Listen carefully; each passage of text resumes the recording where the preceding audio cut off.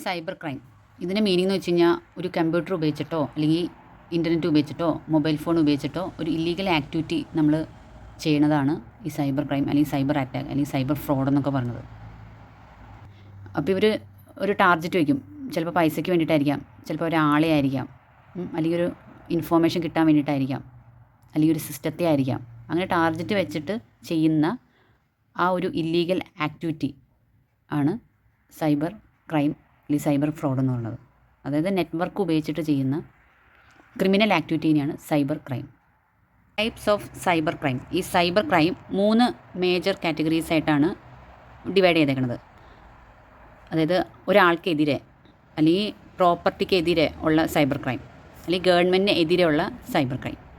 Okay, അങ്ങനെ 3 category ആയിട്ടാണ് തിരിച്ചേക്കുന്നത്. അപ്പോൾ നമുക്ക് ഓരോന്ന് നോക്കാം.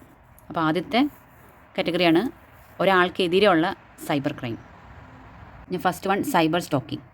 നമ്മൾ ഒരു കമ്പ്യൂട്ടർ ടെക്നോളജി ഉപയോഗിച്ചിട്ട് ഒരാളുടെ സമ്മതമില്ലാതെ അയാളെ നമ്മൾ പേടിപ്പിക്കുക, അയാളെ റിപ്പീറ്റഡ് ആയിട്ട് നമ്മളിങ്ങനെ ഹറാസ് ചെയ്തുകൊണ്ടേയിരിക്കുക. ഓക്കെ, ഇൻ്റർനെറ്റ് വഴി, മെയിൽ വഴി, ഫോൺ വഴി, അല്ലെങ്കിൽ ടെക്സ്റ്റ് മെസ്സേജ് വഴി ഒക്കെ അയാളെ ഇങ്ങനെ ഹറാസ് ചെയ്തുകൊണ്ടിരിക്കുക ഫിസിക്കലായിട്ട്. അതിനെയാണ് സൈബർ സ്റ്റോക്കിംഗ് എന്ന് പറയുന്നത്. ഇനി അടുത്തത് ഒബ്സനിറ്റി. ഇതിൻ്റെ അകത്ത് പറഞ്ഞത് ഇപ്പോൾ നമ്മൾ ഏതെങ്കിലും ഒരു വൾഗറായിട്ടുള്ള അല്ലെങ്കിൽ സെക്ഷൽ ആയിട്ടുള്ള എന്തെങ്കിലും വീഡിയോസോ ഫോട്ടോയോ നമ്മൾ കണ്ടിന്യൂസ് ആയിട്ട് ഷെയർ ചെയ്യുക, അല്ലെങ്കിൽ അത് പോസ്റ്റ് ചെയ്യുക, അല്ലെങ്കിൽ എവിടെയെങ്കിലും അത് ഡിസ്പ്ലേ ചെയ്യുക, അങ്ങനെയൊക്കെ ചെയ്യുന്നതാണ് ഒബ്സനിറ്റി എന്ന് പറയുന്നത്. ഇനി അടുത്ത ഡിഫമേഷൻ. ഡിഫമേഷൻ എന്ന് വെച്ച് കഴിഞ്ഞാൽ ഒരാളുടെ റെപ്യൂട്ടേഷനെ ബാധിക്കുന്ന രീതിയിൽ ഒരാൾ തെറ്റായ ഇൻഫോർമേഷൻസ് സോഷ്യൽ മീഡിയ വഴിയോ ഇമെയിൽ വഴിയോ ഒക്കെ പ്രസിദ്ധീകരിക്കുന്ന ആ ഒരു രീതിക്കാണ്, ആ ഒരു സൈബർ ക്രൈമിനാണ് ഡിഫമേഷൻ എന്ന് പറയുന്നത്. അടുത്തത് ഹാക്കിംഗ്.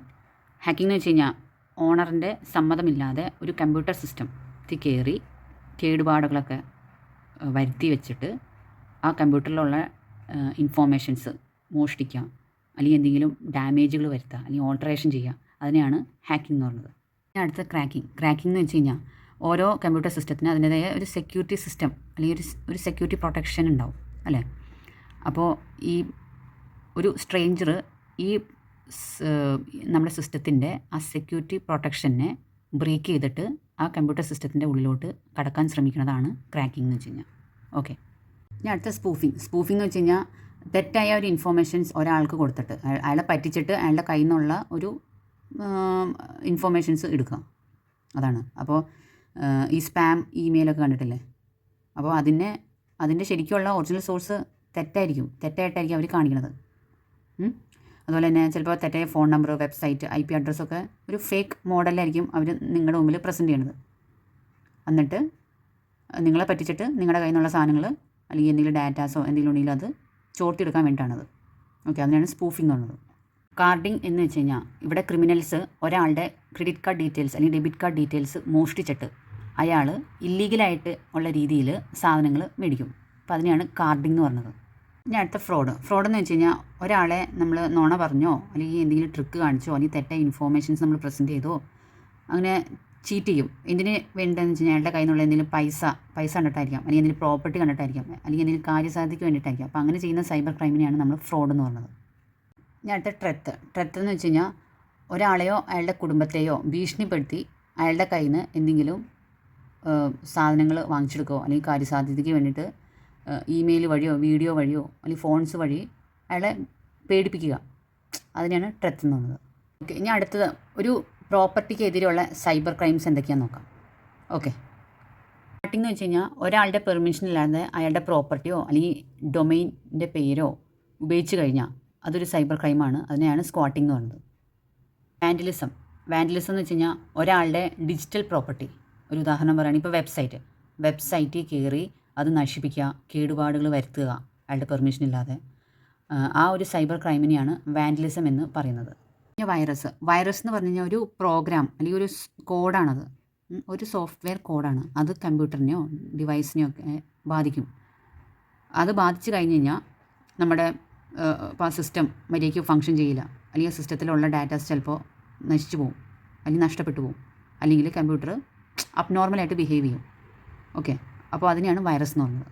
ഇനി അടുത്ത ട്രസ്പാസ് എന്ന് വെച്ച് കഴിഞ്ഞാൽ ഒരാൾ ഇല്ലീഗലായിട്ട് ഒരാളുടെ കമ്പ്യൂട്ടറോ നെറ്റ്വർക്കോ അല്ലെങ്കിൽ ഡാറ്റാസിനെ യൂസ് ചെയ്യുക അയാളുടെ പെർമിഷൻ ഇല്ലാതെ. അതിനെയാണ് ട്രസ്പാസ് എന്ന് വെച്ച് കഴിഞ്ഞാൽ. അപ്പോൾ ഇത്രേ ഉള്ളൂ സൈബർ ക്രൈം എഗെയിൻസ്റ്റ് പ്രോപ്പർട്ടി. ഇനി സൈബർ ക്രൈം എഗെയിൻസ്റ്റ് ഗവൺമെൻറ് അതെന്തൊക്കെയാണെന്ന് നോക്കാം. ഇനി അടുത്തത് ടെററിസം. അതിന് മീനിങ് എന്ന് വെച്ച് കഴിഞ്ഞാൽ ഒരു ടെററിസ്റ്റ് ആയിട്ടുള്ള ആൾക്കാർ ഒരു കമ്പ്യൂട്ടറോ ഒരു സിസ്റ്റത്തെയോ നെറ്റ്വർക്കിനോ അറ്റാക്ക് ചെയ്യും. എന്നിട്ട് ആൾക്കാരുടെ ഇടയിൽ വയലൻസ് അല്ലെങ്കിൽ പേടി അല്ലെങ്കിൽ തടസ്സങ്ങൾ സൃഷ്ടിക്കുക, ഉണ്ടാക്കിയെടുക്കുക. അപ്പോൾ അതിനെയാണ് ടെററിസം എന്ന് വെച്ച് കഴിഞ്ഞാൽ. ഇനി അടുത്ത വാർഫെയർ. വാർഫെയർ എന്ന് വെച്ച് കഴിഞ്ഞാൽ ഒരു ഗ്രൂപ്പ് ഓഫ് പീപ്പിൾ വേറൊരു ഗ്രൂപ്പ് ഓഫ് പീപ്പിളിനെ അറ്റാക്ക് ചെയ്യുക. അതായത് അവരുടെ കമ്പ്യൂട്ടർ സിസ്റ്റം, നെറ്റ്വർക്ക് അതൊക്കെ അറ്റാക്ക് ചെയ്ത് അതിനെ ഡാമേജ് വരുത്താം. ഓക്കെ, ചിലപ്പോൾ പൊളിറ്റിക്കൽ ഗോൾ അച്ചീവ് ചെയ്യാൻ വേണ്ടിയിട്ടായിരിക്കാം, അല്ലെങ്കിൽ റിലീജിയസ് പർപ്പസിന് വേണ്ടിയിട്ടായിരിക്കാം. ഓക്കെ, അപ്പോൾ ഇതിനെയാണ് വാർഫെയർ എന്ന് പറഞ്ഞാൽ. അടുത്ത പൈറസി. പൈറസി എന്ന് വെച്ച് കഴിഞ്ഞാൽ ഒരാൾ ആ ഓണറിൻ്റെ പെർമിഷൻ ഇല്ലാതെ അയാളുടെ ഡിജിറ്റൽ ഡാറ്റേനെ, അതായത് കോപ്പി റൈറ്റ് ചെയ്ത ഡിജിറ്റൽ ഡാറ്റ ഉണ്ടാവുമല്ലോ, അതിനെ ഇല്ലീഗലായിട്ട് കോപ്പി ചെയ്യുക, അതിനെ യൂസ് ചെയ്യുക, അതിനെയാണ് പൈറസി എന്ന് വെച്ചാൽ. അപ്പോൾ ഇത്രേ ഉള്ളൂ സൈബർ ക്രൈം. ബാക്കിയൊക്കെ നിങ്ങൾ ജസ്റ്റ് ഒന്ന് വായിച്ചു ഓടിച്ചു പോവാം. ഓക്കെ.